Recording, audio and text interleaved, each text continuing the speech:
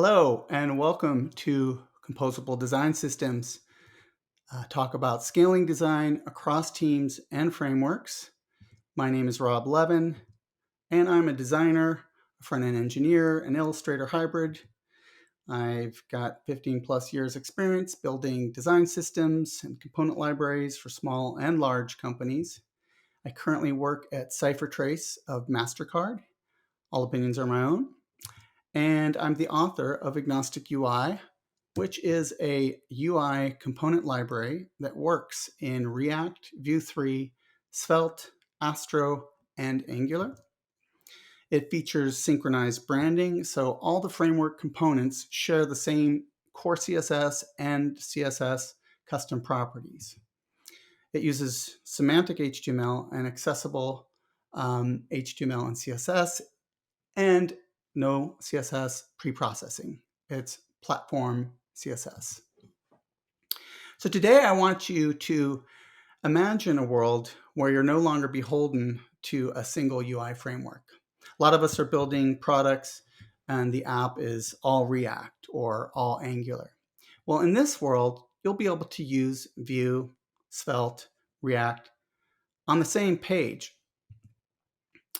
And today I'm going to show you a demonstration of doing this with a signup page that was built using Astro and AgnosticUI and the UI framework components of Svelte, Vue 3, and Astro.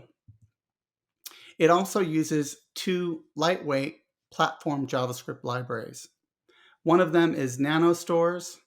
Nanostores is a very small state management, and it's basically a publish subscribe system in JavaScript. And the other one is Vest, which is also platform JavaScript. It will do our form validation for us. It's really sweet and lightweight library that uses very familiar idioms like testing frameworks that you're used to using, like Jest or Mocha. So this is what I'll be showing you. And I just wanted to give you a preview to explain what everything is. On the top, you see a language selector, and that is a Svelte component. And then to your left, you'll see a sign-up form, which is a set of Vue components. And on the right, you'll see a newsletter call to action button, which when clicked will open up a dialog to enter your email. Surprise, surprise. That is an Astro component, and it is shipped as HTML down the wire. But before we get into the demo and the code, I'd like to talk about why would you even want to do this? Well, this approach allows multiple teams to work with various UI frameworks like React, Vue, Svelte, Angular, web components, Astro components, and more. And this brings some key benefits. The first benefit is you get to embrace polyglot teams. So larger size companies have skunkworks projects, they have acquisitions, they work in different continents. They're polyglot by nature. And related is the second benefit for specifically enterprise companies. Enterprise companies are going to see the biggest win with this approach because, again, with acquisitions and a large headcount, such as you have with Microsoft or Salesforce, you're going to acquire companies that use different and disparate UI frameworks. With that, how are you going to guarantee that the design system and the brand remains consistent across all these disparate applications? The third benefit is it makes you happier, and empowered developers such as yourself get to pick preferred frameworks without jeopardizing the brand. Improved dev UX would generally mean better dev retention in terms of the company's benefit. And lastly, you really get to pick the best tool for the job. A lot of times we have separate orthogonal apps like an admin dashboard or a marketing site or a back office app that's completely separate from our flagship application. You can use a different UI framework while ensuring you maintain your brand. Within your flagship product, you may already have teams or pods that are divided by customer journey. So imagine in an e-commerce business, you'll have typically a product browsing team, a checkout team, post-buy team, and what have you. Using this approach will allow you to deliver micro front ends without degrading performance. But how do we do this? Until not very long ago, you couldn't conceive of actually, using multiple UI frameworks, because that would mean you'd have to ship multiple framework runtimes, right? Well, now we have a thing called islands architecture, and this term was coined by these two folks at Etsy just a couple of years ago, and this is the visual they use. And if you look at the colored rectangles, the header, the sidebar, the image carousel, all of those could be separate little mini apps, and they could use different UI frameworks and get client-side hydrated, whereas the white ones would be built at server build time and then shipped as HTML down the wire. Obviously, this gives you potentially a performance boost, and you're only hydrating the sections of your page that you actually need to. And how would this work in an Astro app? Well, we'd import the various components. I've picked view for my header and footer in this case, and then the advertisement section would be a Astro component, and then we'd use React for the carousel and Svelte for the sidebar. Once we have those imported in our layout or our template, you can see in the header, we simply render the view header, and in the aside, we have the Svelte sidebar with this interesting attribute, client::load. That's telling Astro, hey Astro, when the DOM content is finished loading, I need you to hydrate this Svelte component. The advertisement, on the other hand, is shipped down the wire as HTML. So the same thing happens for the React carousel as we saw in the sidebar case, where we have this client::load attribute. And that's going to say to Astro, hey, Astro, we need you to ship the React runtime, and we need you to client hydrate that React carousel. You'll notice that the header and footer are the view header and view footer components. They don't have that client directive. By default, any component that Astro has that doesn't have a client directive attribute will be put together and assembled at build time and shipped as HTML. So those view components are actually getting shipped as HTML. And that's called partial hydration, because you're selectively client hydrating. And that really goes hand in hand with the idea of these islands, which are the sections where you're client hydrating, surrounded by sections where you're shipping HTML. So by now, I'm ready to show you the demo. So I'm going to switch over to the tab where I have the sign up form. I'm going to click the reload button. I've got this running on my local computer. And we basically have two big sections. We'll start from the broad to the more specific. We have this left section, and on the right, we obviously have this big illustration and a call to action button. Let's start at the upper left. We have a logo component. This is just an Astro component and shipped with the rest of the page as HTML. And we have this language selector. The language selector is a Svelte component. And as I select different languages, you can see down in the form that the app labels are updating appropriately. The signup form over here is a set of Vue 3 components. And when we type in here, if we do something invalid like put focus, type an invalid username, and then blur, otherwise known as touching the field, we get an error hint. How is that happening? Well, like I mentioned earlier, we're using Vest for form validation, and that's just a very tiny, lightweight JavaScript library. What's interesting, though, is if I select a different language, all these labels are continuing to update, even with the error hints. So in a way, we are speaking to each other between Svelte and Vue. Put differently, we're sharing state. Just to show you what happens with this newsletter component, when you click that, you get a little dialog, you'd enter your email and submit to join the newsletter. That's all shipped as HTML. So that's the demo. It's a UI page, and it's basically a proof of concept. You can't actually submit this stuff. It doesn't have a back end. But that said, if you see, the interesting part is that we are using multiple UI frameworks on the same page.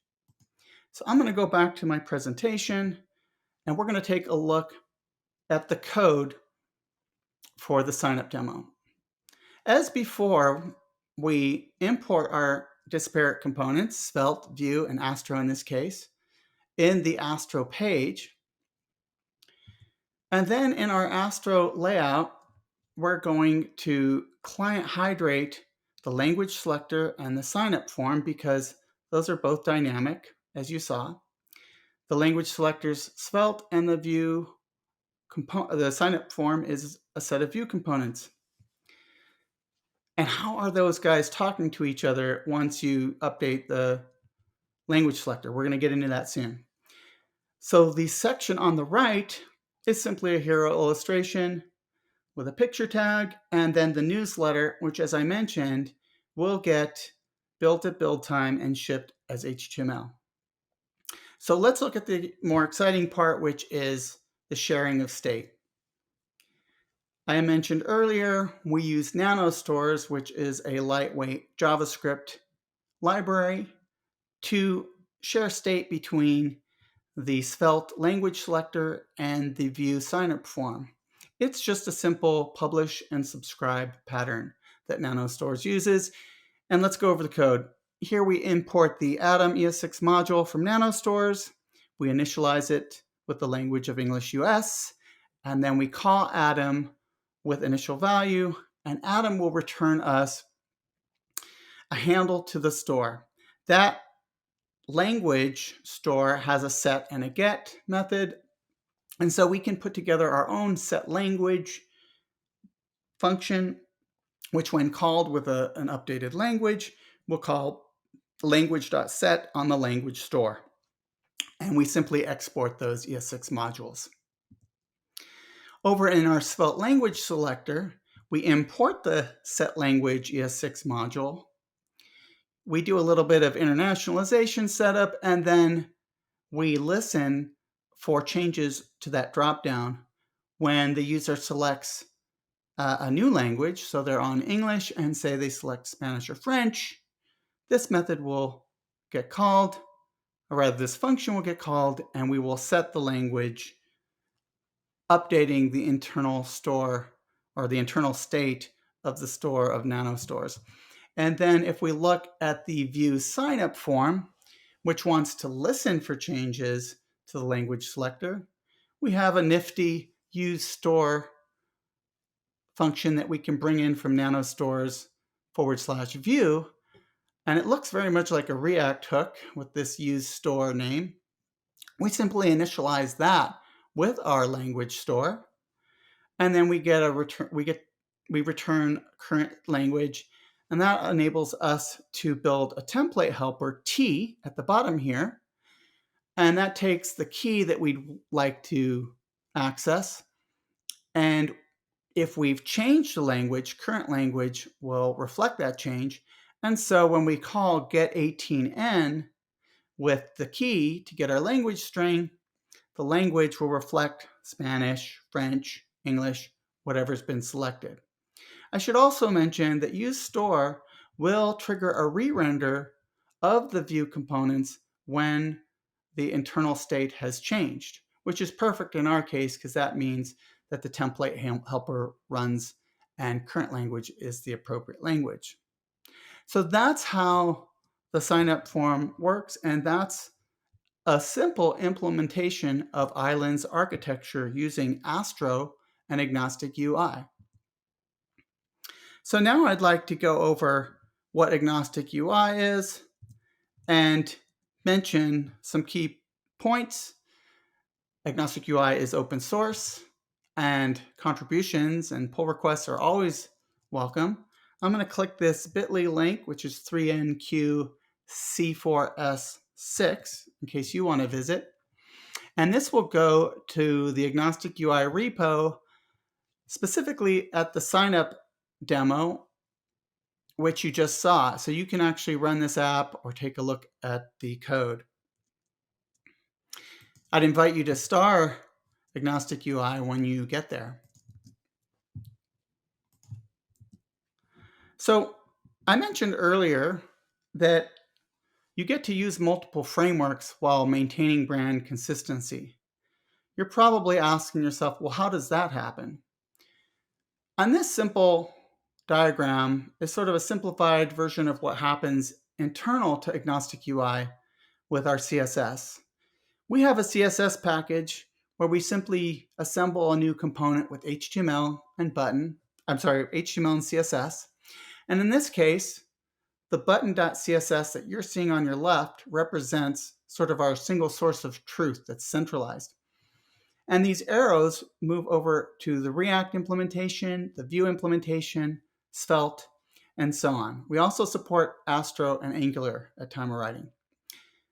The way our repo is set up, when you fire up React or Vue or any of these implementations for the framework, it's going to trigger a copying of that centralized CSS over into the implementation specific CSS.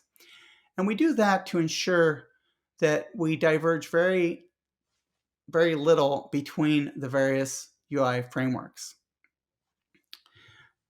If you're interested in the details of how this is set up, I wrote a CSS tricks article called How to Make a Component that Supports Multiple Frameworks in a Mono Repo back in January this year.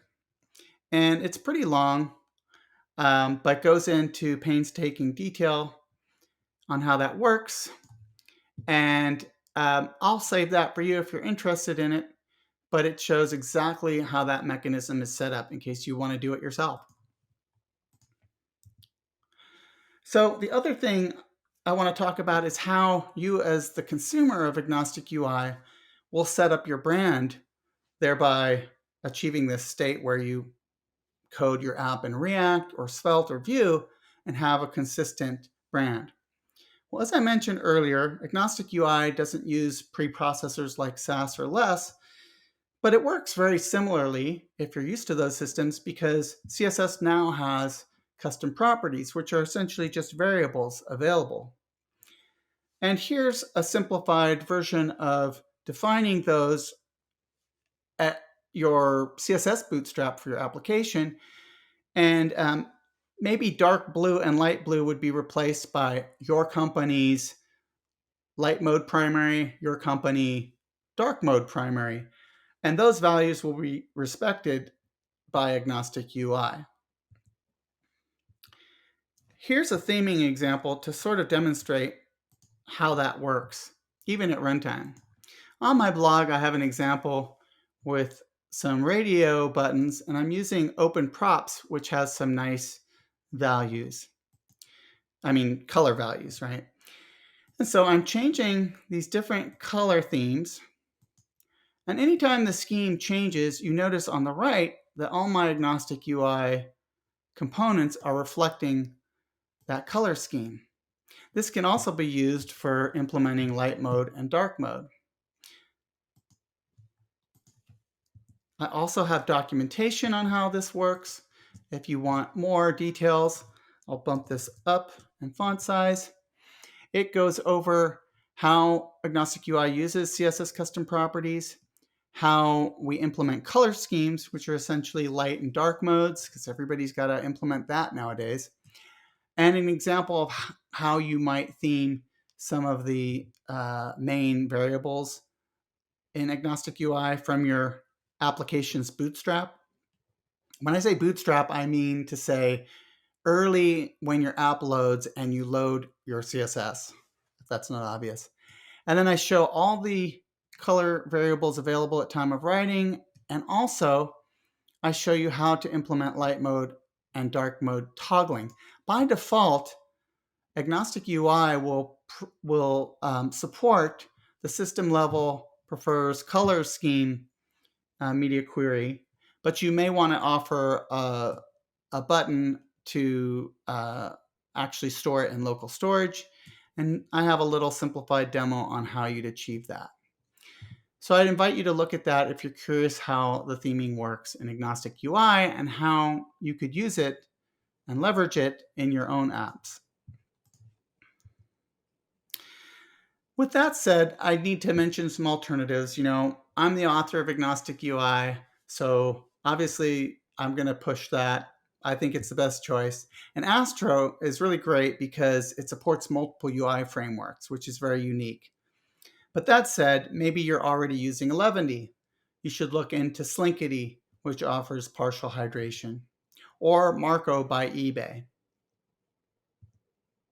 All these provide partial hydration.